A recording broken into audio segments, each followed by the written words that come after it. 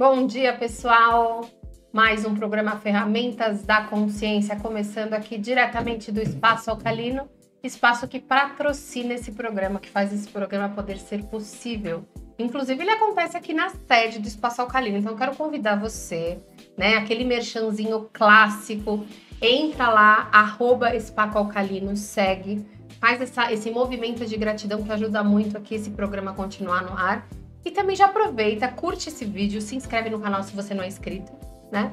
Porque é um programa bate-papo gostoso, a gente convida você para participar e tem como objetivo principal levar para você aí oportunidades de reflexão, de levar uma vida mais leve, mais calma, mais gostosa, aproveitar mais, viver mais e não sobreviver, né, José?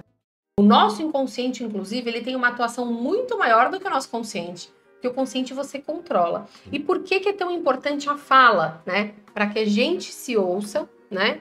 E para que até um terapeuta ou um psicanalista nos ouça. Na verdade, o inconsciente ele vai agir através da fala, né? Você, inconscientemente, vai trazer essas questões ali ao momento. Como uma pessoa que está falando sobre a sua dor, também vai trazer esse conteúdo recalcado para essa narrativa. Lembrando que 78% é inconsciente, está abaixo se a gente imaginar, né, o iceberg, isso. 78% está abaixo da água, mas quando a gente vai projetar isso no mundo, e o mundo em todas as suas variáveis, nós estamos projetando 100%. Eu vou até pedir para o Otto subir essa imagem, a gente podia ter separado ela, que ela é muito legal, a imagem do inconsciente e do consciente com o iceberg. É um iceberg. Digita assim, ó, iceberg, inconsciente, você vai ver que vai aparecer uma imagem bem legal aí. Outra coisa que traz aqui pra gente sobre a cura pela fala é o seguinte, a linguagem, e olha que chave isso, a linguagem serve como um substituto para a ação. Sabe aquela pessoa que fala assim, eu vou chegar lá, eu vou fazer isso, eu vou fazer isso, eu vou fazer isso, eu vou fazer isso, eu vou fazer isso, e lógico, às vezes a ação não se transforma em tudo isso. Mas, se você estiver olhando para o teu inconsciente, você projetar as palavras, elas substituem a ação, porque o nosso cérebro, né, José, não sabe diferenciar exatamente o que é e que não é a realidade. Então, se você toma a decisão e coloca isso em palavras, o teu inconsciente aceita essa ação como, aliás, aceita essa linguagem, sim, como uma substituta da ação. Então, olha como é importante a fala no processo de cura dos nossos traumas, por exemplo. E a gente vê nesse sentido a PNL, né? Sim. Porque, assim, frases, né, pensamentos, ideias que são repetidas, elas viram a realidade. O Otto colocou a imagem aí pra gente. Mentira, mesmo que sejam falsas. E olha que interessante, vou convidar aqui vocês a olhar junto com a gente. Então temos o consciente e o inconsciente. Tudo que é consciente é o que a gente aparentemente controla, né? 12 a 13%. Eu sei que isso acontece, eu sei como eu reajo, eu sei isso, eu sei aquilo. O inconsciente, a gente poderia até dizer que é quase como gatilhos de coisas, né? Sim. As coisas acontecem e o inconsciente reage.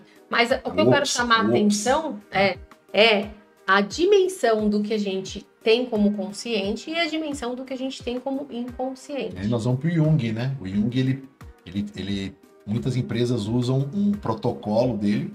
As pessoas que são entrevistadas respondem as perguntas e de alguma maneira eles inferem o inconsciente daquela pessoa que talvez seja admitida. Por quê? Como ele reagiria, como que ele pode transformar uma situação ruim numa boa, né? Sim. Porque as sombras estão todas dentro desse fundo do oceano. Quando a gente tem essa reação recalcada reprimida, esse afeto que está ligado, né, a essa lembrança começa a produzir os sintomas. E aí o que acontece? A gente começa a sentir as coisas e como isso está no nosso inconsciente, a gente não sabe por quê, né? E aí dá pra gente dizer que a gente começa a tratar sintoma sem saber causa, né? Dor de cabeça, dor lombar, né? Insônia, e assim vai. Esse método sobre a fala, na verdade, ele veio através, né, do tratamento de uma paciente de Breuer, que é um psicanalista também, é muito famosa, inclusive tem filme, tem livro sobre a vida dela, que se chama Ana O, né? É onde se começou a se ver que talvez a hipnose, né, os métodos psicanalísticos até a época, eles não tinham tanto resultado. E aí, o que aconteceu com a Ana O? Que é o que a gente está tentando trazer aqui para vocês. Breuer começou a tratá-la de uma forma livre e deixava falar. Freud também, né? Na verdade, ela está ciente de Breuer. Breuer? Ah, tá. E ela deixava ela falar livremente sobre todos os assuntos, não fazendo nenhuma relação entre os assuntos. Ou seja, ele praticava exatamente essa escutativa, onde ele estava prestando atenção, fazia perguntas para que o assunto continuasse, mas não tinha uma tendência a permanecer ou questionar nenhum tipo de assunto. E aí, como o nosso objetivo aqui é pegar esse artigo e transformar em algo útil para você, né? Claro que se você for um psicanalista, óbvio que você já sabe sobre isso. E se você também quiser ser um psicanalista, isso é muito interessante. Mas o que isso tem a ver com o nosso cotidiano? O que isso tem a ver? Como é que a gente vai usar essa informação nas nossas conversas? Como é que a gente vai utilizar isso no nosso dia a dia? Como a gente vai verificar, né? Ele usa o termo limpeza da chaminé. Limpeza da chaminé. Como é que a gente vai deixar isso acontecer? E aí a questão é, quando a gente está conversando com alguém, qual que é a nossa reação, né? Isso é muito interessante. Até quando a gente está aqui conversando com vocês, fazendo o programa, a gente tem uma tendência a presumir o que vem depois, colocar pensamentos à frente, pensar numa resposta. Por exemplo, estou aqui conversando com o José, a minha cabeça está pensando numa resposta. Né? Então, eu estou interagindo com o conteúdo que ele está falando e já pensando no que eu vou falar na sequência. E esse parar e pensar no que eu vou falar na sequência, na verdade, tira a minha atenção do que ele está falando. E em contrapartida, talvez nessa minha retórica, né, no que eu vou te trazer de volta, eu tire ele desse processo cognitivo que ele já vinha caminhando. Você já não está na escutatória faz tempo, né? Então, quando a Ana Paula foi tratada e ela foi livremente, né, foi deixado todo o conteúdo da mente vir, que é uma coisa que a gente usa muito, até mandar um beijo para minha prima, a gente fala muito sobre isso nos encontros que nós temos sobre um curso em milagres. Depois eu vou falar um pouquinho sobre isso também. Quem quiser participar, tem um grupo para a gente fazer juntos aí esse encontro. Mas o que a gente faz? A gente pega esses temas e a gente esvazia a mente.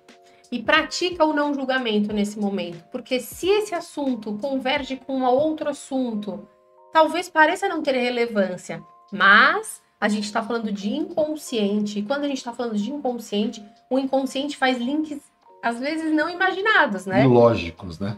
E quando eu não pratico o questionamento, por exemplo, estou conversando aqui com o José, eu estou conversando com meu filho, com a minha filha, e eu faço perguntas abertas. Até vi também no Instagram essa semana um rapaz falando sobre relacionamento pai e filho, né?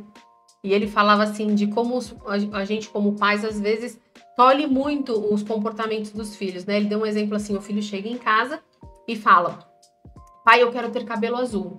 E qual seria uma resposta esperada do pai, né? Pelo menos os pais de antigamente. Cabelo azul, jamais. Se você ficar com cabelo azul, você não entra mais aqui, porque o cabelo azul, enquanto você morar na minha casa, eu que sustento e tal, você nunca vai ter cabelo azul. Hoje em dia já se parte para uma comunicação mais aberta, para entender o sentimento e a sensação que vem por trás disso, né? E é essa proposta que estava sendo trazida aqui. Hoje, qual seria a resposta de um pai? Ou qual seria uma resposta não para rebater o assunto que veio? Eu não quero rebater o desejo do cabelo azul, eu quero entender, né? Então, hoje, talvez um pai perguntasse assim: cabelo azul, por que você quer ter cabelo azul? Né? E você percebe que antes o pai simplesmente fechava o assunto e falava: não, cabelo azul não. E aí, quando ele fala: todo mundo tem cabelo azul, que é exatamente o contexto lá. Aí, qual seria a resposta do pai antigo? Você não é todo mundo, né? Você não vai ter cabelo azul. E aí, o pai de hoje, já nessa questão do entendimento, da associação, né, da conversa mais livre, mais franca, falaria: então você quer pertencer a um grupo que tem cabelo azul. Não necessariamente você quer o cabelo, mas vamos. Então, assim, existe hoje, né, um consenso aí do entendimento que a gente tem que fazer perguntas mais abertas ou comentários mais abertos. Também traz aqui pra gente esse texto que quando você quer estabelecer uma comunicação, não necessariamente você precisa expressar a sua opinião ou então o que você acha ser uma solução. Por exemplo, alguém vem te trazer um problema, falar: eu estou triste porque briguei com meu namorado. Aí você fala: nossa, mas também, né, uma resposta padrão. Mas também, caramba, né? Ele faz isso e aí você faz aquilo. E aí, não, é normal que vocês briguem. Você já tá colocando a sua opinião. Você Qual seria... já cortou Você já o cortou. fluxo. Qual seria um posicionamento que é trazido aqui pra gente no texto? Talvez a repetição da frase apenas para que a pessoa continue a completar o seu pensamento. Então a pessoa vem falar, eu estou triste porque eu briguei com meu namorado. Vai falar, nossa, você brigou com seu namorado? Você tá vendo que é uma coisa aberta, Você livre. está demonstrando de uma certa forma interesse. Interesse, né? Prestando atenção. E não necessariamente você está colocando o que você pensa ou o que você percebeu da situação que ela está trazendo. Você está simplesmente falando, estou te ouvindo, você tem esse espaço e a partir desse espaço você vai poder falar. Porque é muito interessante que se percebeu também com essa paciente Ana O, que o processo de descoberta das coisas que foram acontecendo foram dadas por ela mesma. Inclusive, eu queria até ler uma partezinha aqui muito interessante, que a gente marca e não sabe. Onde você tá falando? Aquela parte que... Ah, tá aqui, ó. Ó. Um dos motivos que fizeram Ana O uma paciente tão ilustre se refere ao fato de que ela realizou sozinha grande parte do trabalho da imaginação. Ou seja, durante esse processo de fala, o que acontecia? O terapeuta interferia muito pouco, mais com essas perguntas abertas para a continuidade da fala, né? Do que literalmente colocando soluções, resoluções, opiniões, julgamentos. Então, o que também transformou esse caso num caso muito importante? A cura pela fala se deu praticamente num processo onde a pessoa que está fazendo a escuta apenas guia o outro a falar, não interfere. E aí vem um termo que Freud lançou em 1912, né? Atenção flutuante. Exatamente. E o que seria essa atenção flutuante, né, José? Que é um termo muito interessante. Estou falando agora de fazer comida. Então, minha atenção está em fazer comida. Daqui a pouco eu mudo o meu assunto para um acidente que eu vi no meio do caminho, no trânsito. O que a gente geralmente faria? Faria uma associação entre os fatos, né? Uhum. Nossa, mas você tá falando de fazer comida, agora você trouxe um negócio. Calma, vamos resolver um assunto por vez? Então, aí a gente tá interrompendo. Atolhento. Quando a gente tem essa atenção flutuante, a gente deixa de associar os fatos que a pessoa tá te trazendo, porque o que acontece? O inconsciente vai achar várias maneiras de dizer a mesma coisa, né? O inconsciente, ele vai falar.